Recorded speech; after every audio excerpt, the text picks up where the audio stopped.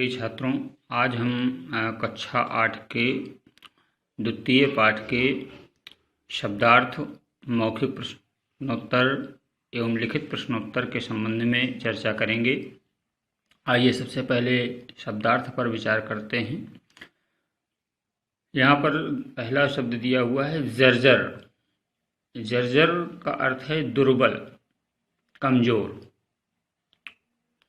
दूसरा शब्द है तपाक से, शीघ्रता के साथ या झट से। तीसरा शब्द है आशय। आशय का अर्थ है अभिप्राय, अर्थ या मतलब। अगला शब्द है दीनहीन, दुखी। दीनहीन का अर्थ है दुखी या अभागा, अर्थात ऐसा व्यक्ति जो बड़ी ही विपन्न अवस्था में है। अगला शब्द है अभावग्रस्त।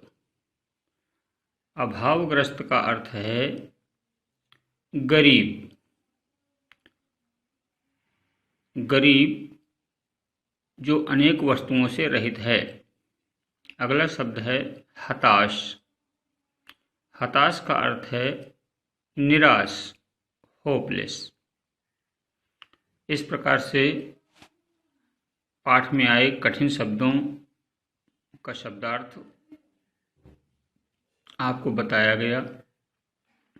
अब हम विचार करेंगे पाठ के मौखिक प्रश्नोत्तरों पर। पाठ से पहला प्रश्न, निम्नलिखित प्रश्नों के मौखिक उत्तर दीजिए। का प्रश्न, लोग बूढ़े के बारे में क्या सोचते थे? लोग बूढ़े के बारे में क्या सोचते थे? सभी को व्याख्या के दौरान बताया गया था, तो आप उत्तर लिख सकते हैं कि लोग बूढ़े के बारे में सोचते थे कि वह पागल है। लोग बूढ़े के बारे में सोचते थे कि वह पागल है। अगला प्रश्न, बूढ़े की बात न सुने जाने पर उसने क्या करना शुरू कर दिया? प्रश्न है, बूढ़े की बात न सुने जाने पर उसने क्या करना शुरू कर दिया? इसका उत्तर लिखेंगे, बूढ़े की बात न सुने जाने पर उसने जोर जोर से चीखना शुरू कर दिया। पुनः उत्तर देखेंगे, बूढ़े की बात न सुने जाने पर उसने जोर जोर से चीखना शुरू कर दिया। तत्पश्चात प्रश्न नंबर ग पर विचार करते हैं। प्रश्न ग में इस पाठ में कर्म और समय को क्या बताया गया है? प्रश्न है, इस पाठ में कर्म और समय को क्या बताया गया है? उत्तर, इस पाठ में कर्म और समय को क्रमशः हीरा और मोती बताया गया है। उत्तर लिखेंगे ग प्रश्न का, इस पाठ में कर्म और समय को क्रमशः हीरा और मोती बताया गया है।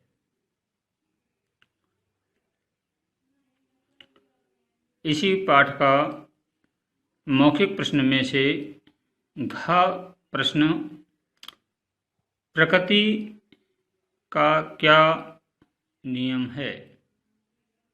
प्रश्न है, प्रकृति का क्या नियम है? उत्तर लिखेंगे, प्रकृति का नियम है कर्म करो और फल पाओ। उत्तर है, प्रकृति का नियम है कर्म करो और फल पाओ। इस प्रकार से मौखिक प्रश्न पूर्ण हुए। अब हम पाठ में आए रिक्त स्थानों पर विचार करेंगे। प्रश्न नंबर 2,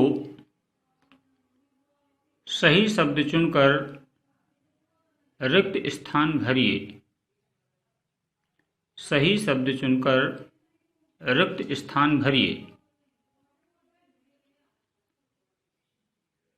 कलर्ड बॉक्स में विकल्प दिए गए हैं, महात्मा बुद्ध, समय, दुख, हीरा, मोती और कड़वे। इन विकल्पों को रिक्त स्थान में उचित जगह पर भरा जाना है। आइए रिक्त स्थान के का पर विचार करें। उसने अपनी बात को बहुत ही डैश ढंग से कहना शुरू कर दिया था। उसने अपनी बात को बहुत ही डैश ढंग से कहना शुरू कर दिया था। तो पाठ में वो जो पागल व्यक्ति था, वो उसके बात करने का ढंग बड़ा ही तीखा था। देखते हैं रिक्त स्थानों में कौन सा शब्द उचित रहेगा। महात्मा बुद्ध नहीं, समय नहीं, दुख नहीं, हीरा नहीं, मोती नहीं, कड़वे, ये शब्द उचित जान पड़ता है, इसलिए यहाँ पर भरा जाएगा। उसने अपनी बात को बहुत ही कड़वे ढंग से कहना शुरू कर दिया था। प्रश्न खा में विचार करते हैं। मैं तुम्हें एक डैश कर्म का देता हूं और दूसरा डैश समय का। खा में भरेंगे, मैं तुम्हें एक हीरा कर्म का देता हूं और दूसरा मोती समय का। यहाँ पर दो शब्द भरे जाएंगे, पहले में हीरा और दूसरे में मोती। प्रश्न नंबर गा में डैश मुफ्त में हर एक के पास होता है। डैश मुफ्त में हर एक के पास होता है। उत्तर में लिखेंगे, चूँकि समय है तो समय मुफ्त में हर एक के पास होता है। घ प्रश्न, 3 वर्ष बाद उसकी भेंट फिर डैश से हुई। तो उस व्यक्ति की भेंट महात्मा बुद्ध से हुई थी, इसलिए यहाँ पर भरेंगे महात्मा बुद्ध। 3 वर्ष बाद उसकी भेंट फिर महात्मा बुद्ध से हुई थी। यह रिक्त स्थान दूसरी कहानी से संबंधित है। अंगा प्रश्न, संसार में डैश सब पर आता है। तो लास्ट विकल्प बचा है दुख, भरेंगे संसार में दुख सब पर आता है। इस प्रकार से रिक्त स्थानों की पूर्ति समाप्त हुई। अब हम आगे लिखित प्रश्नों पर विचार करेंगे। प्रश्न 5 पर विचार करें। निम्नलिखित प्रश्नों के उत्तर संक्षिप्त लिखिए। निम्नलिखित प्रश्नों के संक्षिप्त उत्तर लिखना है। पहला प्रश्न है, बूढ़े ने नौजवान से क्या कहा? बूढ़े ने नौजवान से क्या कहा? आइए इसका उत्तर आप अपनी पुस्तिका पर लिखेंगे।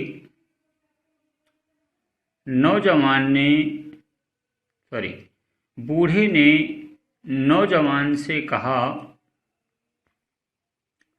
कॉमा, इन्वर्टेड कॉमा शुरू, हाँ, मैं तुम्हें एक हीरा कर्म का देता हूँ। हाँ, मैं तुम्हें एक हीरा कर्म का देता हूँ। और दूसरा मोती समय का। और दूसरा मोती समय का। पूर्ण विराम। इनको संभाल कर रख ले। इनको संभाल कर रख ले। जो चाहेगा सब पाएगा। जो चाहेगा सब पाएगा। इस प्रकार से पहले प्रश्न का उत्तर पूर्ण हुआ। अब हम प्रश्न खा पर विचार करते हैं। प्रश्न खा है, कर्म और समय के बल पर मनुष्य क्या प्राप्त कर सकता है? प्रश्न है, कर्म और समय के बल पर मनुष्य क्या प्राप्त कर सकता है? आप लोग उत्तर लिखेंगे उत्तर पुस्तिका में। कर्म और समय के बल पर मनुष्य जो चाहे सो पा सकता है। मनुष्य के हाथ में कुंजी है। मनुष्य के हाथ में कुंजी है। कुंजी मीन्स चाबी, जिसके द्वारा वह संसार की दुर्लभ वस्तुएं, दुर्लभ मीन्स कठिन, दुर्लभ वस्तुएं भी प्राप्त कर सकता है। पुनः इसका उत्तर लिखेंगे, देखेंगे। कर्म और समय के बल पर मनुष्य जो चाहे सो पा सकता है।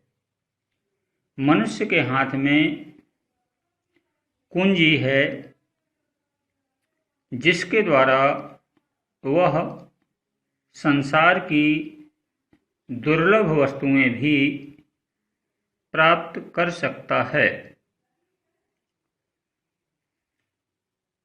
अगला प्रश्न लिखेंगे।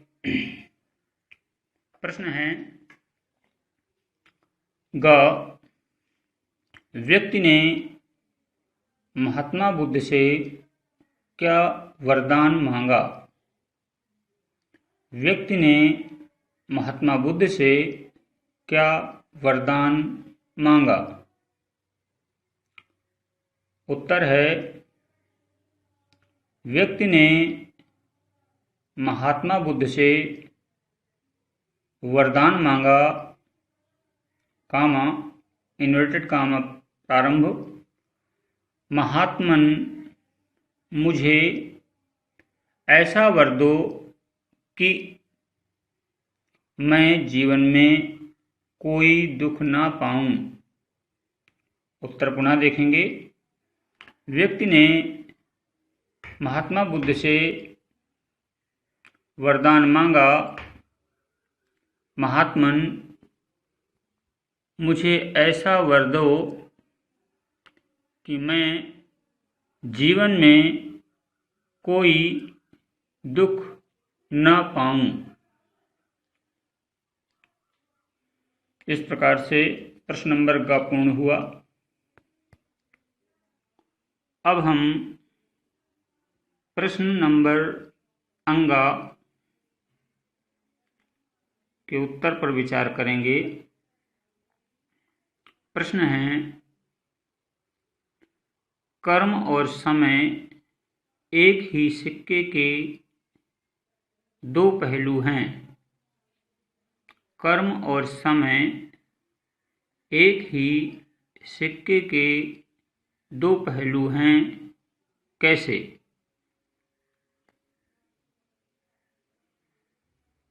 उत्तर में लिखेंगे, कर्म और समय एक ही सिक्के के दो पहलू हैं। कुछ व्यक्ति समय का प्रयोग बुरे काम के करने के लिए करते हैं।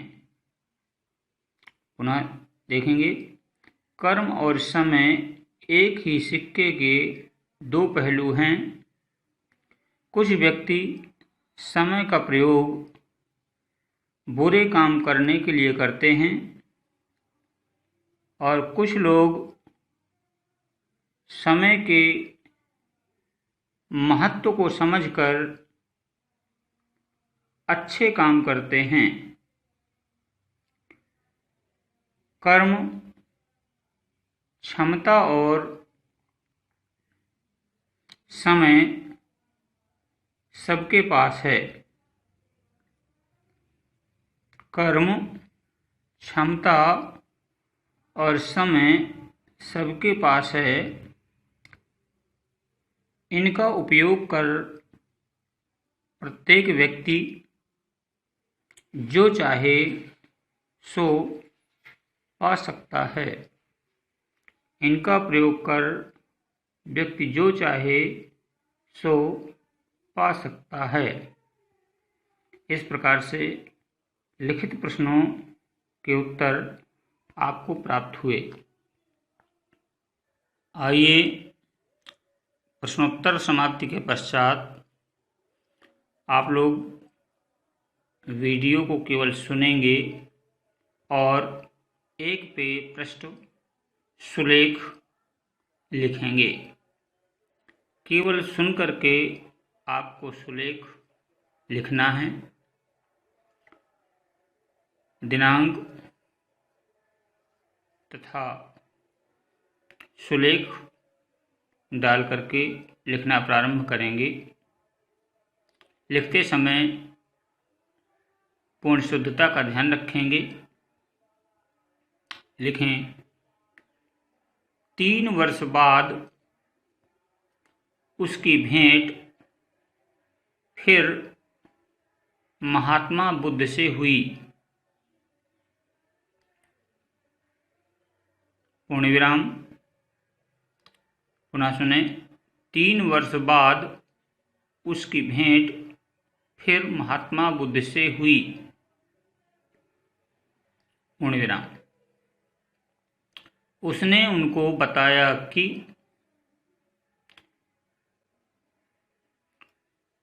उसे ऐसा कोई घर नहीं मिला,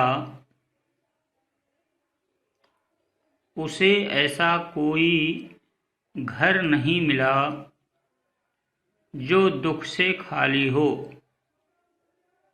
जो दुख से खाली हो। पूर्ण विराम। यह कहकर उस व्यक्ति ने अपनी मांग वापस ले ली। यह कहकर उस व्यक्ति ने अपनी मांग वापस ले ली। इस कथा का आशय स्पष्ट है। इस कथा का आशय स्पष्ट है कि संसार में दुख सब पर आते हैं। संसार में दुख सब पर आते हैं। ऐसा कोई घर नहीं है, ऐसा कोई घर नहीं है जहाँ कोई दुख ना हो, जहाँ कोई दुख ना हो। पूर्ण विराम। अपने चारों ओर आंखें उठाकर देखिए, अपने चारों ओर आंखें उठाकर देखिए। हर व्यक्ति को कोई ना कोई दुख है, हर व्यक्ति को कोई ना कोई दुख है। इसलिए आपको व्यर्थ,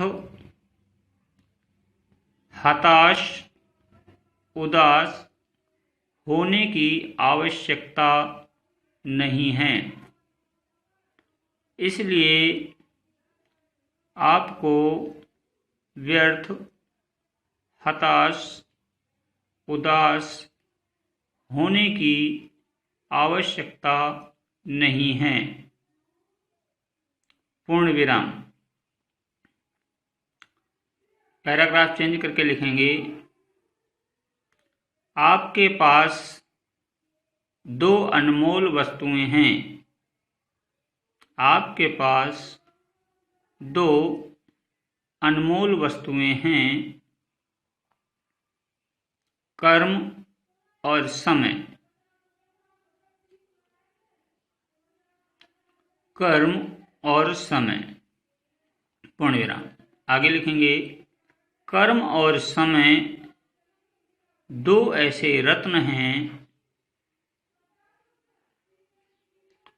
जिनमें हेर फेर का कोई प्रश्न ही नहीं है। ये आपको आपके कर्मों के मुताबिक ही मिलते हैं। ये आपको आपके कर्मों के मुताबिक ही मिलते हैं।